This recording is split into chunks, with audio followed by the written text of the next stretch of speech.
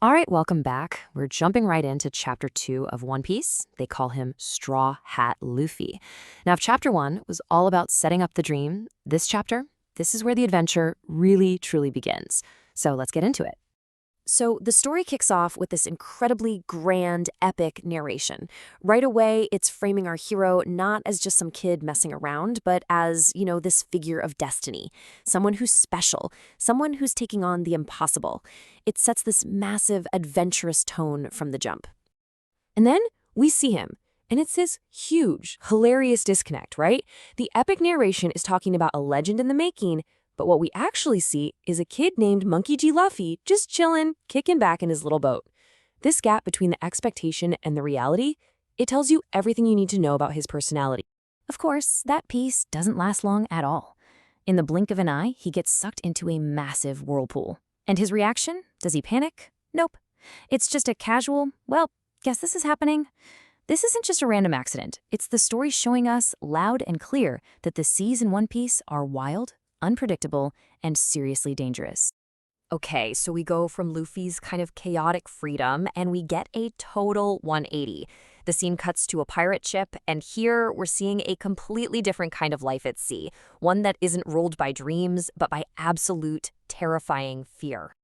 And the source of all that terror is this woman, Iron Mace Alvida. She's the very first real antagonist Luffy runs into, and her whole deal is pretty simple.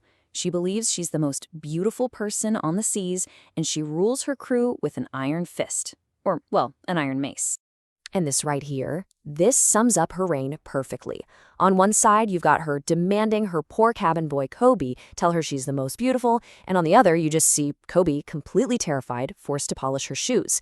It's a world where you either say what the person in charge wants to hear, or you get crushed. Simple as that. So, we've got these two totally separate worlds, right? Luffy's world, which is all about freedom and big dreams, and Kobe's world, which is all about fear and being trapped. And the story is about to smash them together in the most random, unexpected way you can imagine.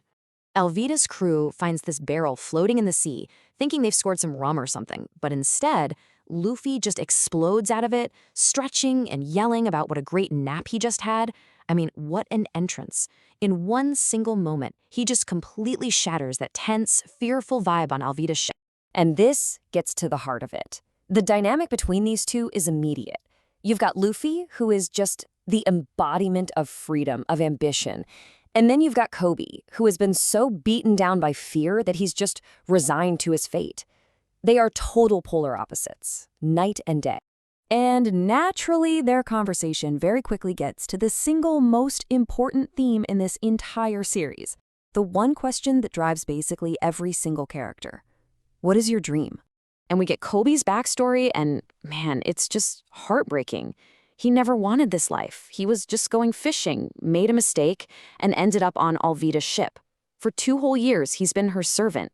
And now that fear is so deep inside him that he's completely given up on his original dream of joining the Marines.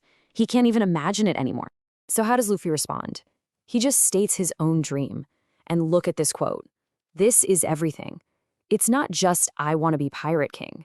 It's a whole philosophy.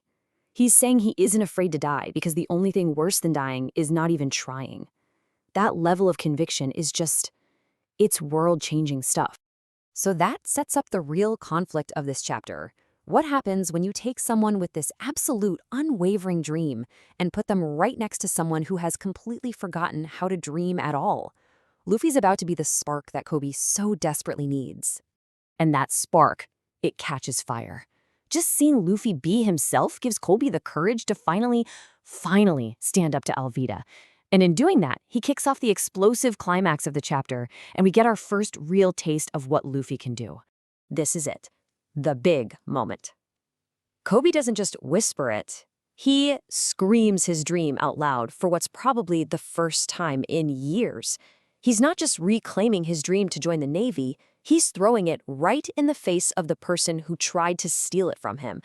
And Alvida's response is, of course, totally predictable. Pure violence. She swings that massive iron mace to literally crush Koby's rebellion. This isn't a warning shot. This is a killing blow, meant to end his defiance right then and there. But then, Luffy just steps right in front of him. The mace connects and does absolutely nothing. And here it is, the big reveal. The reason he's so different? 'Cause I'm made of rubber. He ate the gum devil fruit, and now, well, he's a rubber man. And here we see that power in action. Our very first named attack of the series. Luffy just winds up and unleashes Gum Pistol. One punch. That's all it takes. Alvida is sent flying. And think about it, he didn't just save Koby's life, he defended his right to have a dream in the first place. So, with the tyrant defeated, the chapter wraps up by showing us how this one wild encounter has set two very different people on their own paths, free to finally move forward. And check this out, the first thing Luffy does after winning his first real fight isn't for himself. He turns to Alvida's crew and demands they give Koby a boat. He liberates Koby, giving him the freedom to finally chase the dream he just got back. So the chapter ends with the two of them setting sail. But Luffy, he's already on to the next thing. He knows he can't be king of the pirates alone. He needs a crew. And he's already got his sights set on someone, a notorious pirate hunter named Roronoa Zoro. And that leaves us with this awesome, fascinating question. Their goals are completely opposite. One wants to be the ultimate pirate, and the other wants to join the organization that hunts pirates. How is that supposed to work? It's a total paradox, and it sets the stage for a world where friendship and alliances are way more complicated than just good guys versus bad